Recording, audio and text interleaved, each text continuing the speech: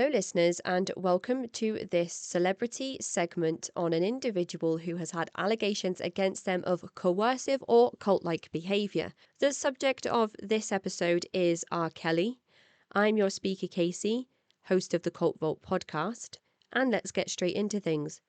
Robert Sylvester Kelly was born January the 8th, 1967, on the south side of Chicago, Illinois. According to Wikipedia, the identity of Kelly's father is not known.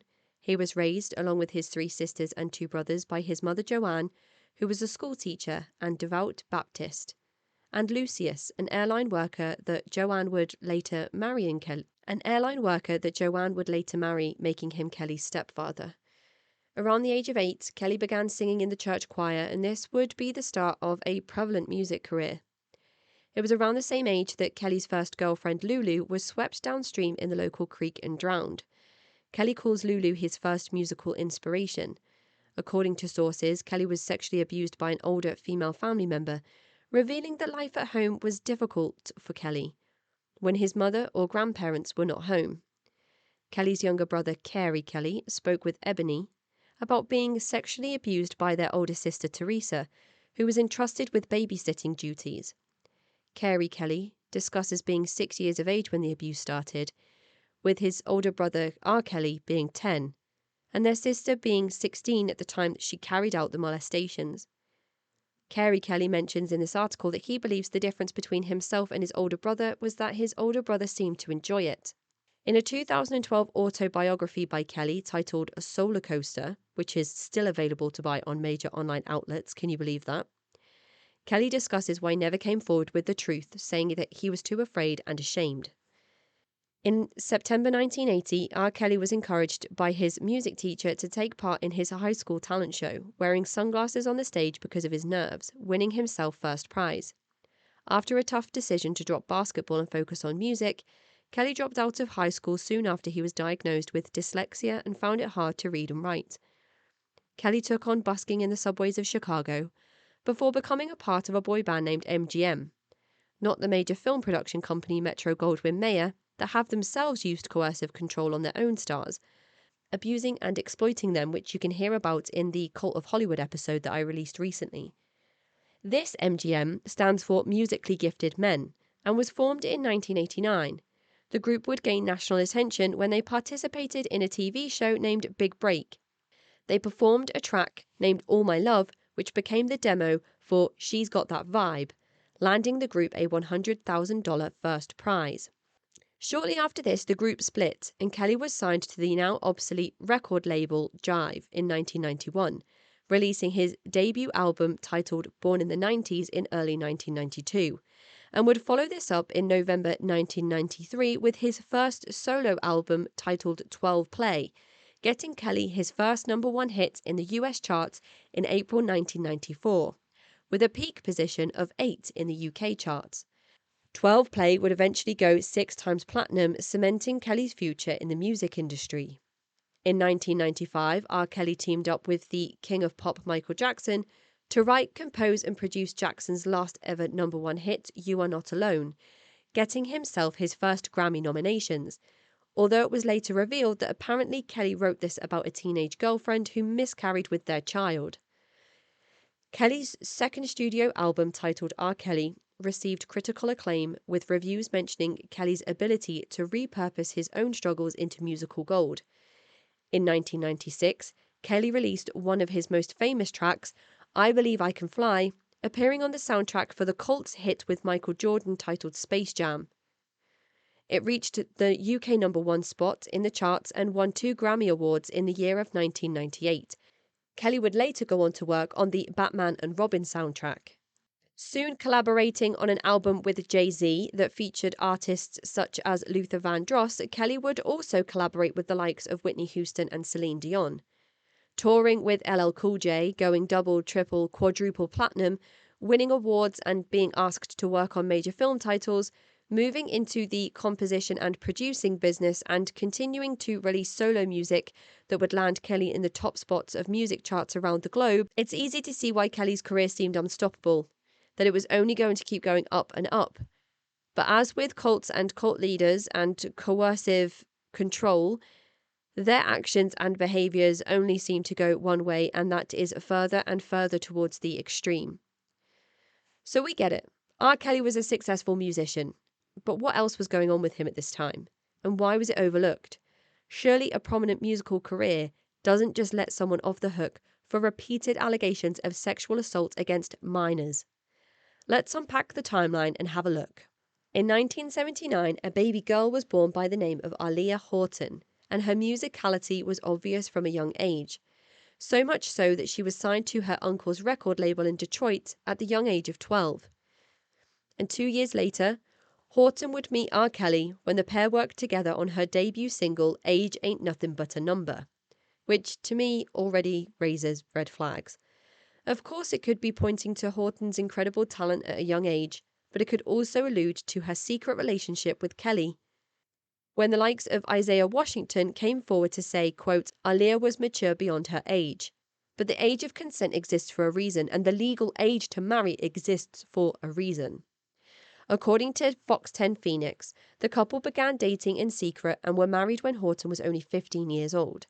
The marriage was quickly annulled when Horton's parents found out later, and Kelly's lawyer Stephen Greenberg would announce that Horton had lied about her age, with Kelly believing that she was of age, claiming the singer never knowingly engaged in sexual acts with an underage girl. But a resurfaced video on YouTube shows that Kelly was well aware of Horton's age. He says, quote, I'm working with this 14-year-old lady, and goes on to call her baby a number of times. And following this, lawyer Stephen Greenberg would appear on Good Morning America to confirm Horton's age, that Kelly knew about it, defending this decision by saying, quote, he was married to her when she was 15. Elvis was married to Priscilla when she was 16. To further add to this, in 2019, federal prosecutors charged Kelly with scheming with others to pay for a fake ID for an unnamed female a day before he married Aaliyah. The revised indictment accused Kelly of paying a bribe in exchange for a fraudulent identification document for someone identified only as Jane Doe on August 30th, 1994. A day later, Kelly, then 27, married Aaliyah Horton in a secret ceremony that he arranged at a hotel in Chicago. It seemed Kelly had always had his eye on Aaliyah Horton, singing in his famous song She's Got That Vibe the lyrics, Little cute Aaliyah's got it, in between a host of other females' names. What did the music industry think about this grooming when it came out into the public eye? Well, apparently not that much. It was not really reported or speculated on as being anything inappropriate or even illegal. Kelly just carried on. And in some newspapers, it was actually Aaliyah Horton who was painted as some type of Jezebel or tease. Using his position, money, and influence to groom a young child who is talented and trying to make her way into the music industry, having this talent and determination be manipulated and exploited for Kelly's personal gain became almost like his MO going forward.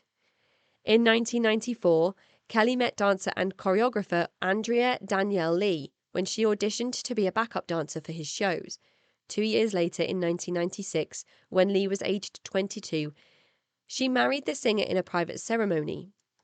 In the same year, Kelly would begin being hit with the first accusations of sexual abuse when Tiffany Hawkins filed a lawsuit against the singer, as well as his record, publishing, and management companies for personal and emotional damage sustained from a sexual relationship that Hawkins claims began when she was only 15 years old in the year 1991 and ended when she was 18. The case was eventually settled out of court around the same time that I Believe I Can Fly became the artist's biggest hit to date.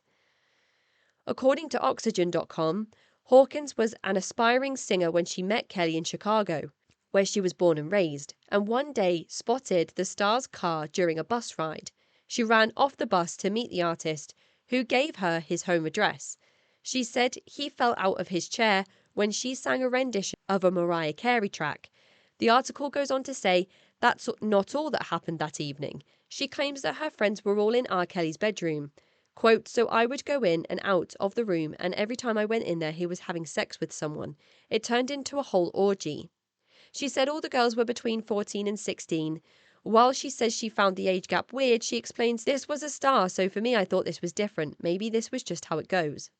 In December 2000, the first Chicago Sun-Times article was published outlining allegations against Kelly of sexual acts with underage girls.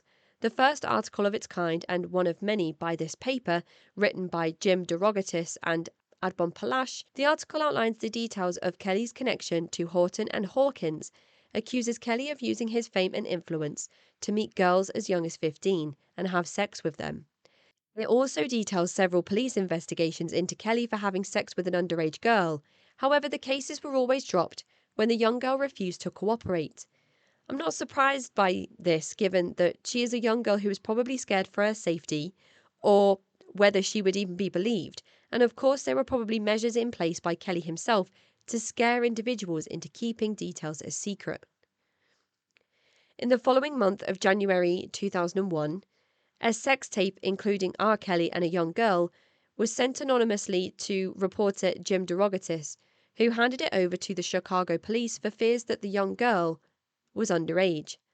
A few months following this, in August of 2001, Tracy Sampson files a lawsuit against Kelly, claiming that he initiated a sexual relationship with her when she was only 17 years old. Sampson was an aspiring rapper who began an internship at Epic Records when she was 16 years old. According to an interview with NBC's Dateline, Sampson was approached by the singer who asked to kiss her, and when she said no, he said, "Can I have a hug then?" which he proceeded to do before kissing her on the mouth anyway. Sampson tells NBC that she was in love with Kelly and didn't know what to do. Eventually, the case was settled out of court for an undisclosed sum. In the year 2002, Kelly would release his next biggest track of the millennium with Remix to Ignition, but this wouldn't be all glitter and gold for the artist. In February 2002, the Chicago Sun-Times reported that the police were investigating Kelly after a second tape was sent to the paper anonymously.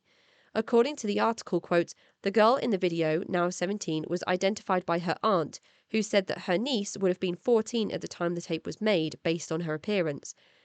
The paper reported, Kelly can also be heard on the tape referring to the girl by her first name. Kelly would go on to say, "It's crap and this is how we're going to treat it," end quote.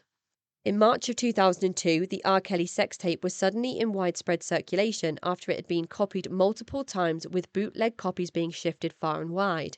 According to a 2002 New York Times article, and 3 months later, R. Kelly would be indicted on 21 counts of child pornography charges when it was confirmed that the girl in the video was underage. But before these indictments would be brought in, 2 more cases of sexual abuse against underage girls would be settled out of court. One involving singer Patrice Jones in 2002, who was 16 at the time Kelly initiated a sexual relationship with her, which would involve Kelly pressuring her into terminating a pregnancy that resulted from his grooming. The case was settled outside of court for an undisclosed sum. The next was in May 2002, with Montina Woods suing Kelly for secretly filming their sexual encounter, with the tape now being sold far and wide. Kelly called the case ridiculous and nonsensical, and it was settled out of court again for an undisclosed amount. Following the June 2002 indictments, Kelly was arrested in his Florida home.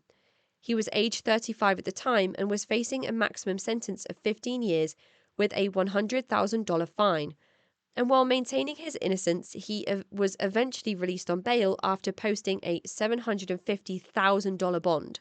Whilst awaiting a trial date, things seemed to quieten down in terms of allegations against Kelly from 2002. However, in 2005, Kelly's wife, now Andrea Kelly, files an emergency order of protection against Kelly, which was immediately granted. In her written petition, Mrs. Kelly claimed, quote, "I don't want any contact with him at all, by any means," according to an MTV.com article. Not long after, R. Kelly released a statement saying that they had just had a heated argument and that they were working things out. Eventually, Mrs. Kelly requested that the order be lifted and the pair appeared to have worked out their differences. Since Andrea Kelly had come forward to speak out about the horrific treatment sustained throughout their marriage, it appears he was her ultimate abuser, and she eventually returned to him. A couple of years following this, in May 2007, Andrea Kelly would speak out publicly in an interview with Essence magazine, saying, quote, "What doesn't break you makes you stronger, and I'm living proof," she says. "I know the allegations against my husband don't reflect on me as an individual. They don't reflect on me as a mum or as a wife, and they don't reflect on me in everyday life." In May 2018, a jury selection for the pornography charges began with counts being dropped to 14. Perhaps women all over the world began thinking that there could be justice for the abuse that young girls had endured. Perhaps there was hope of getting a prolific abuser off the streets where his reputation and power could not be used from inside a prison to continue a reign of abuse. But the following month, when the jury went into deliberation for only a day, they acquitted Kelly of all charges. Even though Kelly's career was still thriving and seemed almost impenetrable despite the mounting allegations, Kelly's marriage would not survive, and in January 2009, Andrea Kelly and R. Kelly finalized their divorce. It seemed as though nothing could be said or done to slow down Kelly's career or get justice for the hundreds of those alleged abuses carried out by R. Kelly. In July of 2014, however, Kelly was supposed to be appearing at the Fashion Meets Music Festival in Columbus, Ohio. In a public statement from the festival's communications director, Melissa Dixon, she said, quote, "The people of Columbus didn't feel that R. Kelly's reputation was reflective of their community and took to social media to adamantly express their opinions. And in a shocking turn of events, in an almost unheard of twist, R. Kelly's appearance was cancelled, and concert goers, vendors, performers, and sponsors who had announced their dismay about the scandal-ridden artist being invited, the public outcry got Kelly removed from the lineup. In an article by The Guardian, it is explained that a band appearing at the festival heard Kelly was coming and spearheaded the protest. They banded together to do something about it. And in 2017, things continued to worsen for the singer. When asked by the Huffington Post Live if the allegations had affected the sales of his album, which was not doing as well as projected. In the same year of 2017, R. Kelly came under further serious scrutiny when BuzzFeed News released an in-depth article titled "The Pied Piper of R&B's Cult."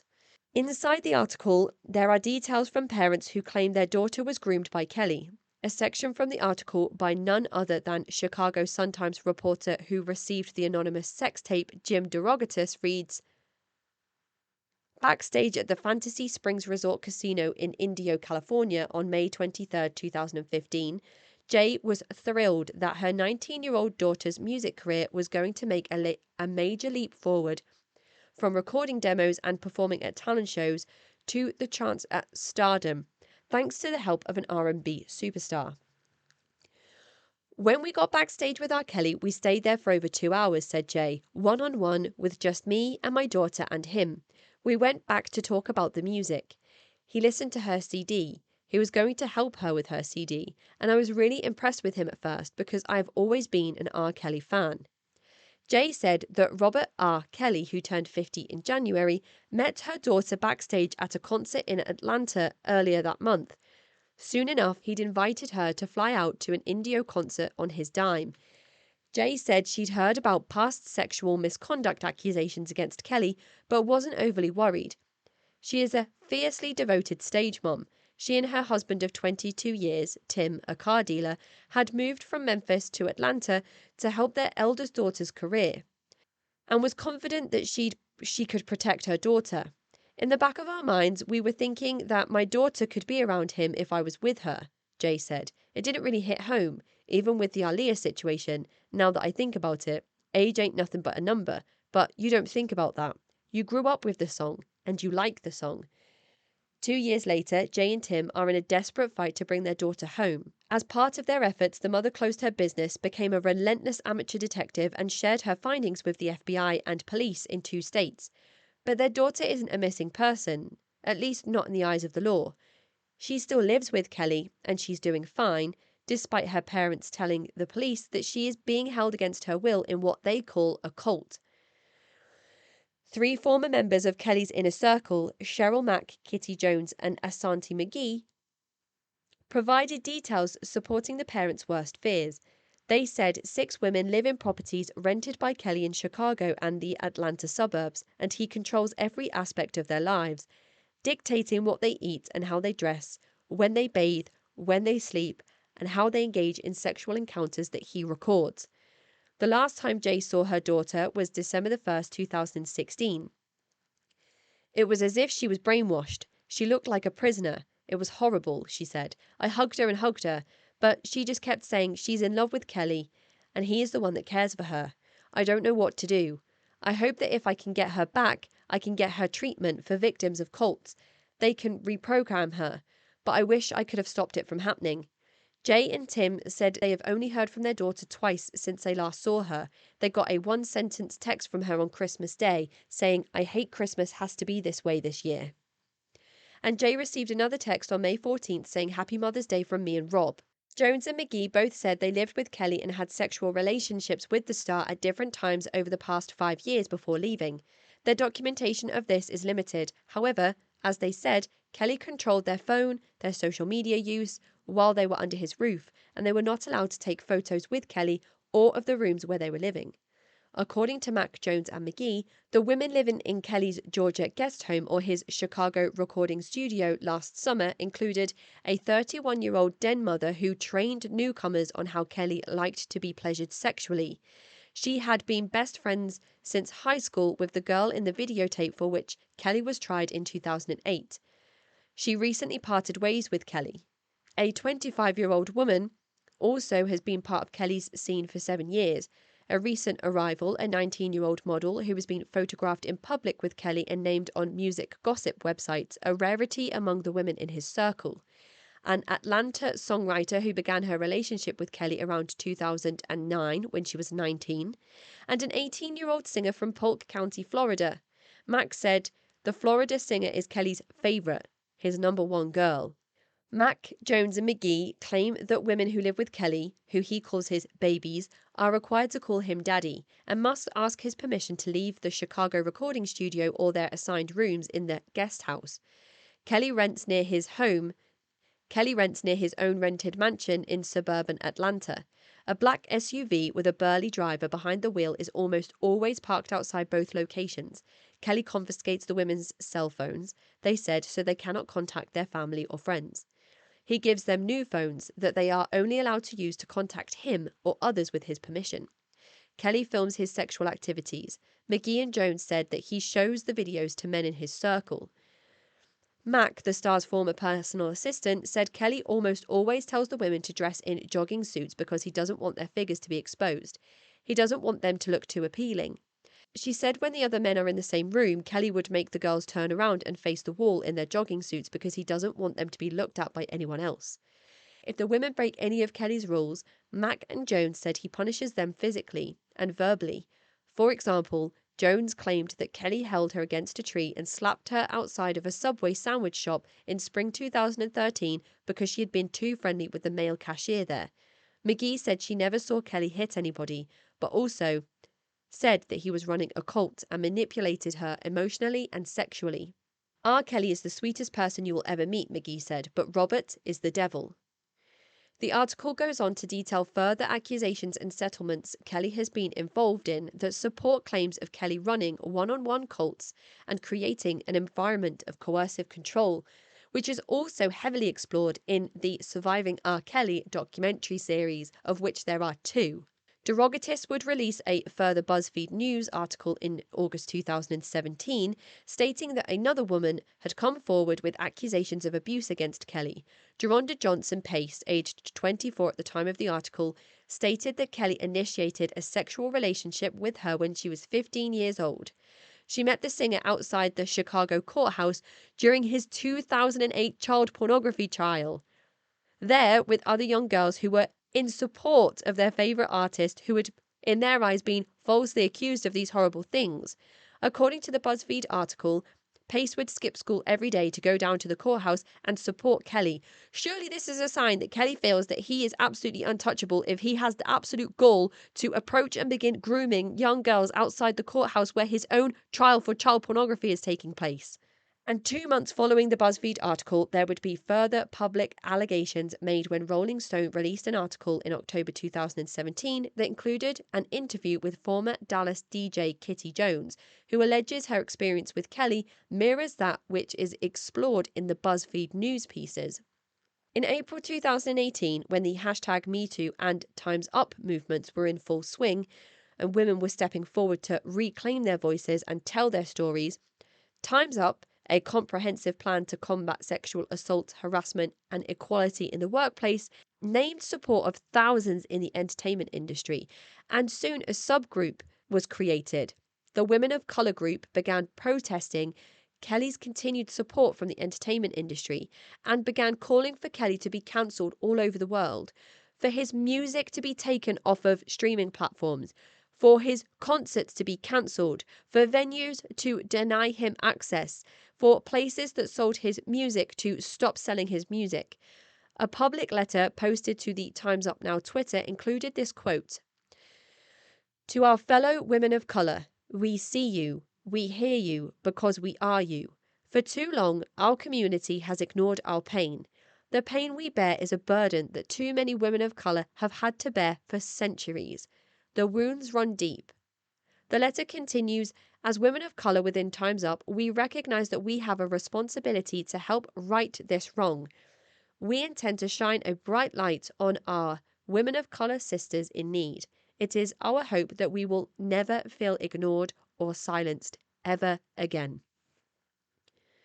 The protests bring up a lot of context around inherent racism and how the accusations against Kelly may have been ignored or not taken as seriously as they should have been because of the victim's demographic. Kelly himself is a black man, but he is prominent in the music industry with money, power, and influence. The young girls he targeted were those without any of these things, but with the person of colour identity. Had this been happening within a demographic of young white girls, it may not have continued for as long as it did. A month following the public outcry against Kelly, another woman came forward, as reported by CNN, detailing abuse against her by R. Kelly. Faith Rogers filed a lawsuit against Kelly, accusing him of unlawfully giving her alcohol, assaulting her, and leaving her with a sexually transmitted infection. Age 19 at the time, Rogers explains that she met Kelly after a show he performed at in San Antonio, Texas.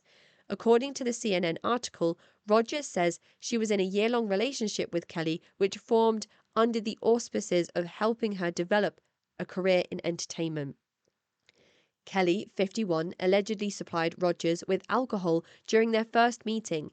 According to the suit, Kelly stayed in contact with Rogers after he left Texas, saying he wanted to, quote, develop a long-term romantic relationship. Weeks later, Kelly arranged for Rogers to travel to New York for one of his concerts and put her up in a hotel.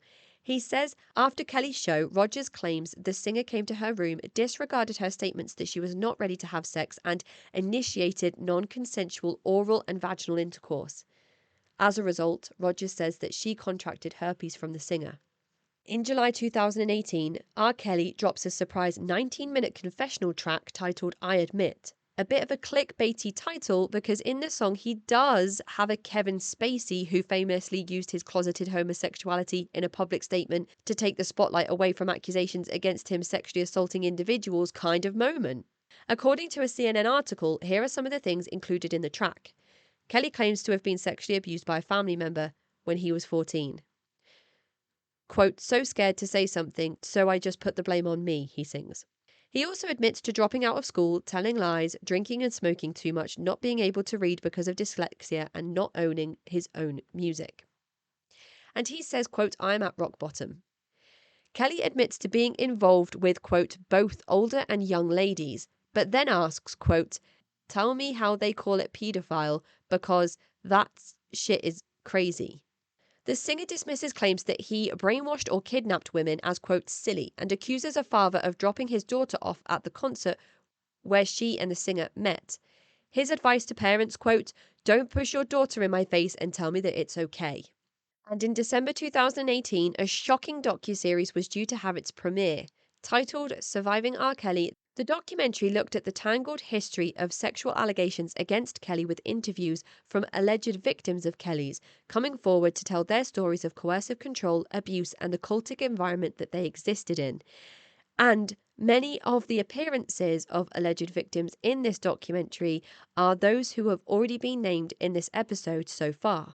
The premiere was set to begin in New York, but the Lifetime documentary viewing was quickly shut down and cancelled when several anonymous callers contacted the new house in Madison Square Garden, with tips of an active shooter in operation in the area headed straight for the premiere. The network and theatre management decided to close the premises, but it was later revealed to be the work of R. Kelly's own manager, Donnell Russell, who allegedly made the calls from his own home on the night of the premiere and earlier in 2022 has had to stand trial for this. He was eventually sentenced to 20 months in prison after pleading guilty to not only trying to silence the women and making bogus phone calls with the tips of an active shooter, but also of harassing and stalking former victims of R. Kelly's. Russell was sentenced in July of this year. The docuseries made its debut in January 2019 and had big ratings, causing district attorneys to get droves of phone calls demanding that Kelly be reinvestigated for claims not included in the child pornography trial.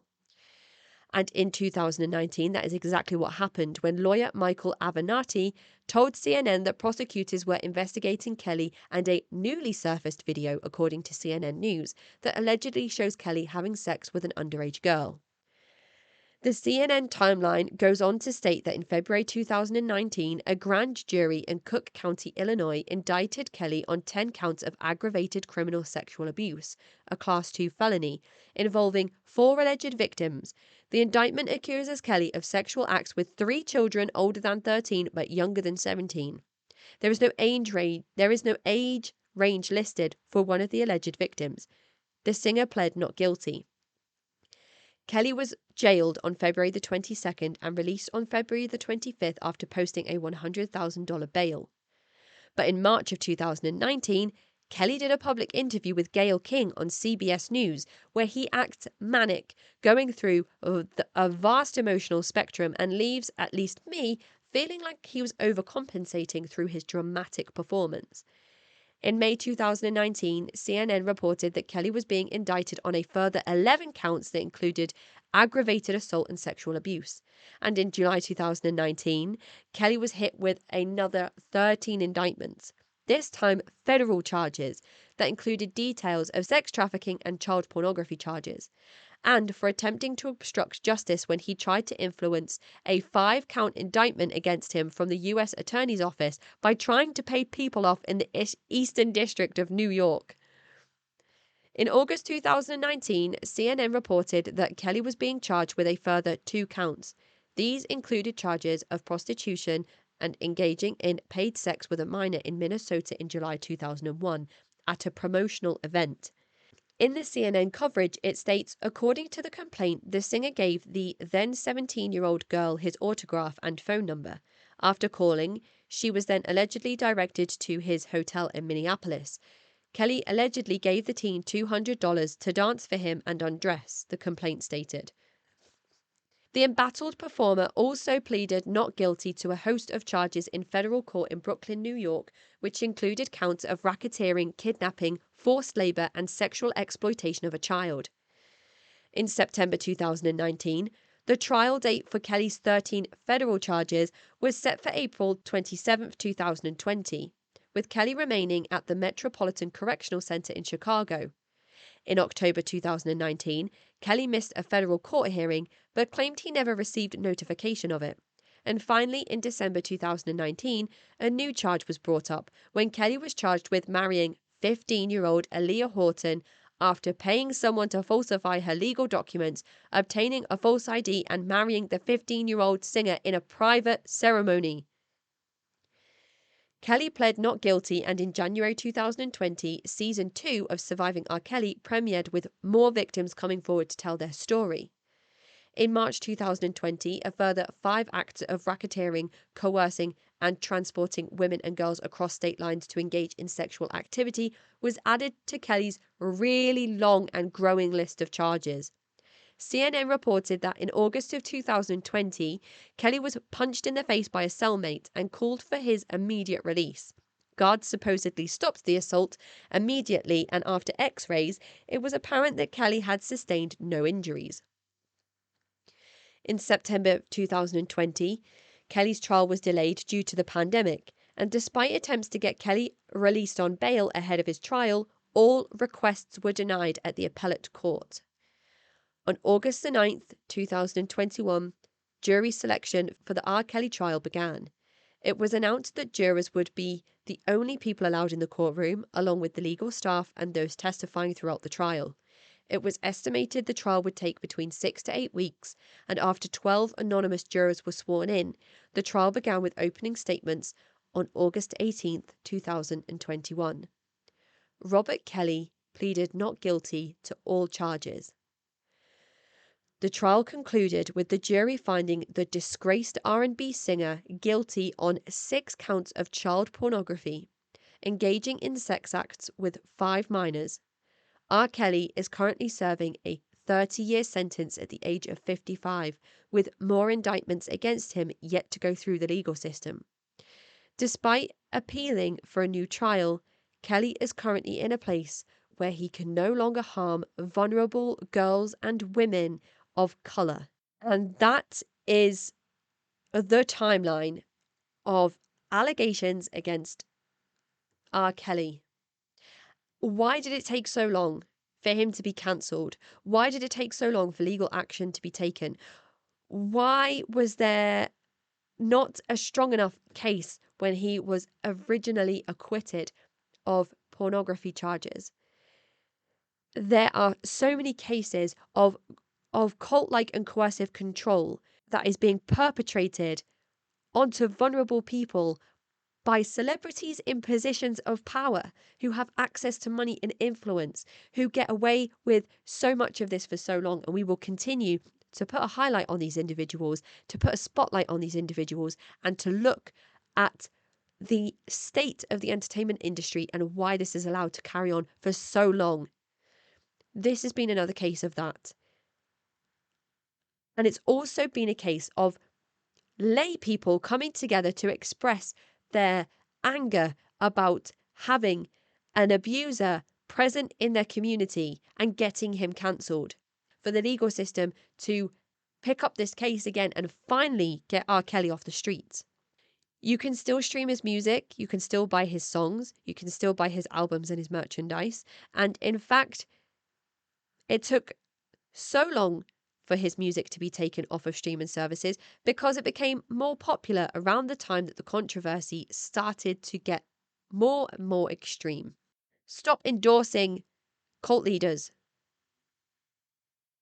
That is the end of this bonus episode in the celebrity series. I'm your speaker, Casey, host of the Cult Vault podcast.